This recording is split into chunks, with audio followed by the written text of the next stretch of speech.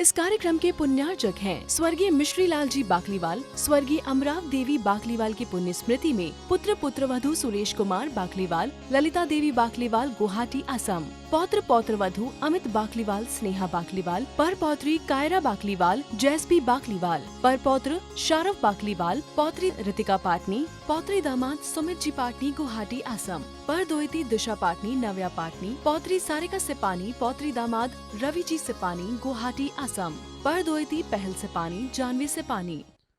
आचार्यवन कुलभद्र स्वामी महाराज जीव के ज्ञान की दशाओं का यहाँ व्याख्यान कर रहे हैं।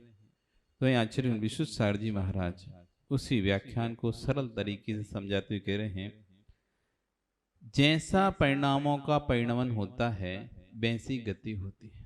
कल यहाँ कह रहे थे ना, परमात्मा किसी को नरक नहीं भेजता, परमात्मा किसी को स्वर्ग नहीं भेजता, परमात्मा ना मनुष्य बनाता, ना देव बनाता, ना त्रिंश बनाता। जैसे परिणामों की परिणमन होगा, जैसे भावों का परिणमन होगा, वैसी गति प्राप्त होगी। इस ध्रुव सत्य को कौन टाल सकता है? इंदो वा जिनेंदो वा, ना इंद्र ना जिनेंद्र। ना तो किसी इंद्र में ताकत है आपकी आयु को बदलने की, ना स्वयं भगवान में ताकत है। स्वयं भगवान भी चाहें कि हम आपकी आयु बदल दें तो वो भी आपकी आयु को बदल नहीं पाएंगे। जैसा आपका परिणमन होगा, इसलिए आचार्य कहे कण कण स्वतंत्र है। हम किसी ईश्वर के अधीन नहीं, हम किसी परमात्मा के अधीन नहीं है। कोई परमात्मा हमारे भावों को नहीं सुधारेगा, हमको ही अपने परिणामों को सुधारना होगा।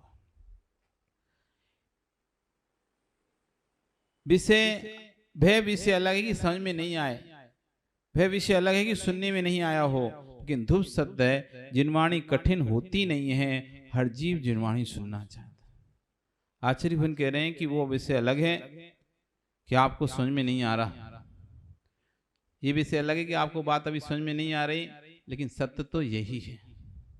मारीची को भगवान आदिनाथ के काल में नहीं समझ में आई, चला गया, कल्याण नहीं हुआ। आखिरी में उन्हीं उपदेशों को उसने दूसरे में राजन समझा, जब पुनः उन्हीं उपदेशों पर चला तब कल्याण हुआ। भगवान आदिनाथ के समय में तो था वो जीव, तब उन उपदेशों पर उसने अमल नहीं किया तो देखो अनेक योनि में भटकना पड़ गया। उन उपदेशों पे तो उस समय अमल करता तो कल्याण हो जाता। तो आचार्य कह रहे कठिन हो, आपको मान लिया कि जिनवाणी ना समझ में आ रही हो, जिनवाणी सुनने में नहीं आ रही हो, लेकिन आगम कठिन नहीं है। जिस दिन तुम अपने परिणामों को समझने लगोगे, उस दिन आगम को भी समझ लोगे। सरल जिनवाणी कोई शब्दों का नाम नहीं है। जिनवाणी जिनवाणी शब्दों का नाम, हमने शब्दों को समझने का नाम जिनवाणी समझ लिया। पूजन किसे कहते हैं? पूजन पता है आपको? पूजन क्या है? जो किताबों में लिखी वो पूजन नहीं है। तुमने सिर्फ उसको ही पूजन समझ लिया है कि वे देव शास्त्र गुरु की पूजन नहीं मिली तो आप अब हम क्या करें, हमारे को किताबें नहीं, हम कैसे पूजन करें? परीक्षण आता है ना, किताबें कम पड़ जाती हैं। अब आप बैठे हो, जब तक किताब नहीं मिलेगी तब तक पूजन चालू नहीं करेंगे, जब तक किताब नहीं मिलेगी तब तक पूजन नहीं चालू करेंगे। क्यों? वो किताब में लिखी है पूजन तो। पूजन तो किसमें लिखी है? किताब में। अब वो किताब नहीं मिले तो पूजन करें कैसे? हमने उन किताब के अक्षरों को पूजन समझ लिया है, जबकि पूजन किताब के अक्षर नहीं थे, पूजन तो मन के भाव थे। वो तो कवि के अपने स्वयं के भाव हैं। जो आप पंक्तियां पढ़ रहे हो वो तो कवि की स्वयं के अपने भाव है, उसको भाव आए, उसने किताब एक 4 लाइन लिख दी। आपके अपने भाव कहां है उसमें? वो तो कवि के भाव है। क्या आपके भाव है? वो तो कवि के भाव है, आपके भाव नहीं है। आपने अपने भाव बनाए ही नहीं है। आपको तो बस वैसी स्थिति है, पढ़ो रट लिया है, अब पढ़ते रहो, उसे पढ़ते रहो। अगर इसमें से थोड़ा सा भी कम हो गया तो मतलब पूजन में गड़बड़ हो गई। अब अटक गए, कहीं भूल गए, मान लो आपने याद कर लिया और कहीं भूल गए, अब क्या करोगे? तुम्हारे भाव थे तो तुम्हारे अंदर फिर से आ जाना चाहिए था। शुरुआत से पढ़ोगे ना, फिर पढ़ोगे और फिर अटक गए, अरे अब किताब लेके आप तो देख के ही पढ़ेंगे। क्यों? अब देख के क्यों पढ़ोगे? अपने भावों को कब देखना पड़ता है? तुम्हारी भाव थे, तुम्हारी भाव थे, तुमने यदि स्वयं रसोई बनाई है तो कौन सी किताब में आपको उसकी रेसिपी देखनी पड़ेगी? कभी भी कोई पूछेगा आप मुंह जबानी बता दोगे। यदि आप दूसरे से देख के बना रहे हो और अटक रहे हो, मतलब आपकी स्वयं की रेसिपी नहीं है। यदि आप किसी को बताने में अटक रहे हो, क्या डालते थे, मैं 1 मिनट देख के बताता हूं, इसका मतलब है कि आपने कहीं, ये आपकी नहीं है, ये दूसरे की है। उसे आपने रटा, जितना रट पाए, नहीं रट पाए तो भैया वापिस देख के बता रहे। स्वयं की होती तो देखना नहीं पड़ता, स्वयं का विवेक होता तो किसी किताब में ढूंढना नहीं पड़ता। हमारे भाव है ही नहीं, हम अपने भावों को भूलते नहीं है। जो दूसरों के भावों को पढ़ते ना, सो फिर भूल जाते, याद नहीं होता। महाराज जी याद नहीं, किसको याद कर रहे हो? वो पूजन को याद कर रहा है, याद ही नहीं हो रहे, भूल जाते। अपना क्या है इसमें? कठिन नहीं है जिनवाणी, बस हमने क्या शब्दों को जिनवाणी समझ के रखा। हमने ये याद करने को जिनवाणी समझा कि चीज की परिभाषा क्या है। हमने ये याद करने को जिनवाणी समझ रखा कि कसाय की परिभाषा क्या है। हमने ये याद करने को जिनवाणी समझ रखा कि पाप की परिभाषा क्या है। पाप करते रहेंगे लेकिन पाप की परिभाषा याद जरूर करेंगे। पाप करते रहेंगे, कसाय करते रहेंगे, क्रोध की परिभाषा याद करेंगे, मान की परिभाषा, माया की, लोभ। अरे अर्जुन खुद को तो बहुत जिनवाणी याद है, इसको तो कसाय भी पता है, इसे तो पाप भी पता है, इसे लोभ भी पता है, सब पता है। नहीं तो यानी बहुत ज्ञानी है, इसे बहुत जिनवाणी पता है। जिनवाणी शब्दों का याद करना जिनवाणी नहीं है, शब्दों को रटना जिनवाणी नहीं है, अमल करना जिनवाणी है। एक व्यक्ति को भले पाप की परिभाषा नहीं पता, एक व्यक्ति को नहीं पता हिंसा की परिभाषा, लेकिन उसको पता है मुझे जीव की रक्षा करना, यही जिनवाणी है। एक दिन माता ने कहानी सुनाई थी ना,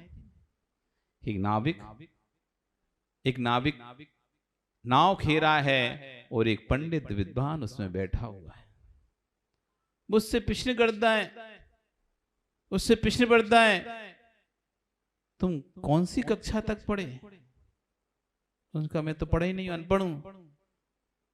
तेरी तो 1/4 जिंदगी बेकार हो गई। आज के जमाने बिना पढ़े लिखे व्यक्ति की क्या कीमत है क्या कोई कीमत? कोई कीमत नहीं है। तेरी तो पढ़ना था, तुम्हें कुछ तो पढ़ना चाहिए। बिना पढ़े क्या ही कर पाओगे तुम, इसलिए तुम्हारी जिंदगी तो बेकार है। शादी हो गई तुम्हारी?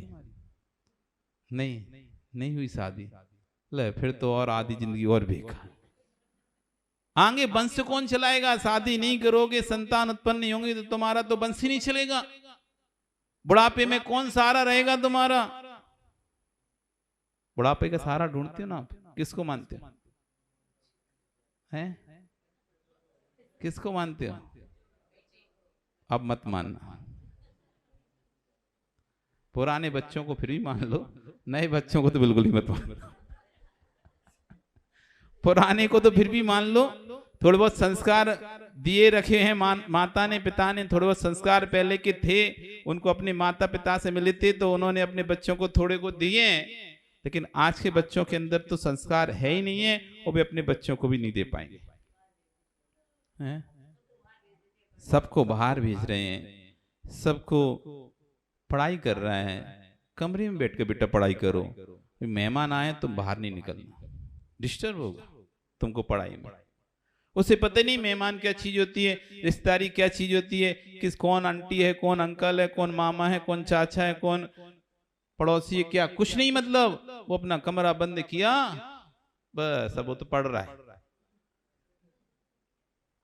2 दिन मेहमान घर में रह गए, उसे पता नहीं चला कौन आया, कब चला गया। रिश्ते ही नहीं बताए हमने, कोई कौन से रिश्ते हैं, क्या रिश्ते हैं, कैसे रिश्ते निभाती है, कैसे सम्मान करना पड़ता है, कैसे चरण छूना पड़ता है, कैसे आदर सत्कार करना पड़ता है, कुछ भी नहीं बता रहे। उसके अंदर कुछ ज्ञान ही नहीं है इसका, बस उसको तो शब्दों का ज्ञान है, शब्दों का ज्ञान है, लोक व्यवहार का ज्ञान ही नहीं है। शब्दों का ज्ञान चल रहा है। आधी जिंदगी बेकार, क्यों? शादी नहीं करी तो फिर पूछता है तुम्हारे पास पैसा है कि नहीं है? कोई बात नहीं, नहीं भी पढ़ो कोई चलेगा, शादी नहीं कर, पैसा हो तो फिर सब ढक जाता है, पैसा हो तो सब ढक जाता है। तो पैसा है क्या? नहीं मेरे पास तो पैसा भी नहीं है। ले, तेरी तो 3/4 जिंदगी बेकार हो गई। वो भी सोच रहा है बात तो सही कह रहे हैं। आज 3 चीजें जरूरत है। एजुकेशन की जरूरत है, एक गृहस्थी की, व्यक्ति, हर व्यक्ति चाहता है मेरी गृहस्थी बसे, कौन नहीं चाहता नहीं बसे। हर व्यक्ति गृहस्थी चाहता है, हर व्यक्ति एजुकेशन पढ़ाई चाहता है, और हर व्यक्ति पैसा चाहता है। इसके अलावा क्या चाहते तुम लोग बताओ? पहले तो यही चाहते, बाद में जब इनसे त्रस्त हो जाते हो, परेशान त्रस्त होता है, फिर कुछ और चाहते हो कि अब शांति मिले, छूट जाए। पहले तो कहते हैं मिल जाए मिल जाए, उसकी माला फेरते मिल जाए मिल जाए, फिर परमेश्वर छूट जाए, जाए तो तुम घर, तुम बाजार तो जाओ, दुकान पे तो जाओ, क्या घर में बैठे तो जाओ। पहले रहता था बस व्यापार व्यापार दिखता है, व्यापार व्यापार दिखता है, घर में समय नहीं देते, समय नहीं देते। अब तो ऐसा लगता है ज्यादा देर रहा तो कोई ना कोई लड़ाई हो ही जानी है, पक्की है। थोड़ी सी देर भी और ज्यादा बैठा रहा व्यक्ति तो झगड़ा तो निश्चित है, कोई ना कोई बात को लेकर हो जाए। कितने भी शांत बैठो, कितने भी शांत बैठे रहे दो जने, अब तो झगड़ा पक्का ही है, अब नहीं बनती। पहले तो ऐसे रहता है और अभी आधा घंटे और रुक जाओ ना, अभी जल्दी क्या है, आधा घंटे बाद जाना दुकान, आधा घंटे बाद व्यापार पे जाना। अब तो ऐसा लगता है तुम आधा घंटे बाद जा रहे हो तो पहले और चले जाओ। इसलिए 3 चीजें तो वो भी सोचता है कि हाँ बेकार है जिंदगी, तो सही है। तभी नाव डगमगाती है, तूफान आता है। पंडित जी कहते हैं अरे ये क्या हो रहा है, क्या हो रहा है? कुछ नहीं पंडित जी, तूफान आ रहा है। अब क्या होगा? कुछ नहीं पंडित जी, अपन खूनते हैं नाव से। कैसे खूंदेंगे? क्यों, आपको तैरना नहीं आता क्या? कहीं नहीं, मुझे तैरना नहीं आता। पंडित जी जान है तो जहान है, पंडित जी जान है तो जहान है, जान है तो शिक्षा है, जान है तो घर है, परिवार है, जान है तो संपत्ति है। ये 3/4 जिंदगी उसी की है जिसकी जान है,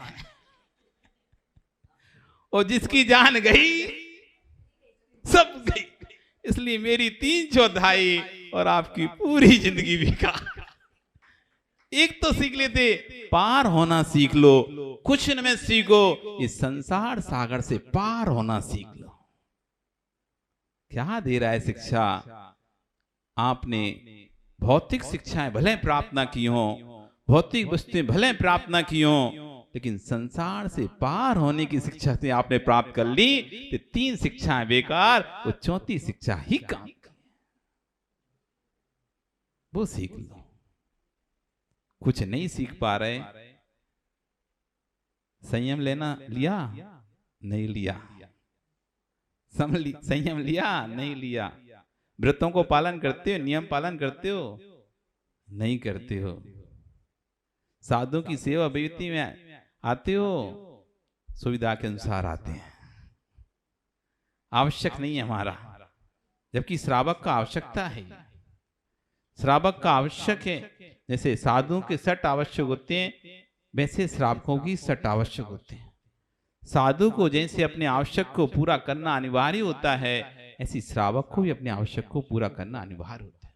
उसमें कोई ऑप्शन नहीं होता, उसमें कोई विकल्प नहीं होता, समय मिलेगा तो आ जाएंगे, इस समय का विकल्प नहीं होता, उसको तो आवश्यक ही है। जैसे जीवन जीने के लिए सांस की आवश्यकता होती है, वैसे ही श्रावक के 6 कर्म आवश्यक होते हैं, उन्हें करना ही होता है, मन से, वचन से, काय से।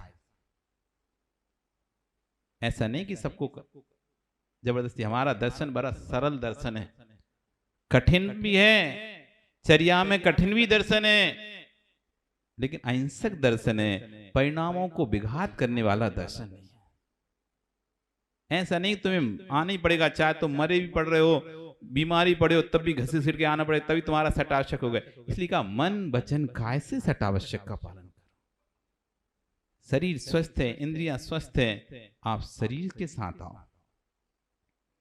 शरीर स्वस्थ नहीं है, इंद्रियां स्वस्थ नहीं है, ठीक है, लोगों को उत्साहित करके वचनों के बांस, भैया तुम जाओ, तुम जाओ, लोगों को भेजो वचन के माध्यम से। और शरीर बोलते आवाज निकल नहीं रही है, शरीर काम कर नहीं रहा, तो मन में ही धारण करो, हे प्रभु सबकी निरंतर आहार हो, हे प्रभु सबका स्वास्थ्य ठीक रहे, ये मन से करो अपना आवश्यक पूरा। गुरु उपासना, देव पूजा, गुरु उपासना, स्वाध्याय से तपा, दानम चित्ती गृहस्था नाम सट कर्माणि दिने दिने। वो कुछ भी नहीं कर पा रहा है तो वो विद्या सीख लो जिससे संसार सागर से पार हुआ जाता है। कुछ नहीं करना पड़ेगा उसके लिए, ना तुम्हें कुछ छोड़ना पड़ेगा, ना कुछ ग्रहण करना पड़ेगा, कुछ भी नहीं करना, बस वो विद्या चाहिए। तो बोलो चाहिए क्या? किस किस को चाहिए? सबको चाहिए? बहुत अच्छे। यदि विद्या आपको चाहिए, आप अपने परिणामों को सुधार लो, बस कोई त्याग नहीं करो। भो भूमि के जीव कोई त्याग नहीं करते, तब भी स्वर्ग जाते हैं, वो भी बेमानिक देव बनते हैं, ऊंचे जाति के देव बनते हैं।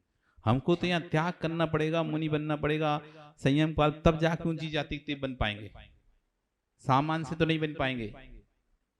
लेकिन भू भूमिया के जीव ना कोई त्याग करते, ना कुछ करते, ना धर्म करते, कुछ भी नहीं करते, तब भी भू भूमिया जीव बनते हैं। उन्हें पड़ोसी से ईर्ष्या नहीं है, उन्हें किसी से मतलब नहीं है, बस अपने आप में रहते हैं।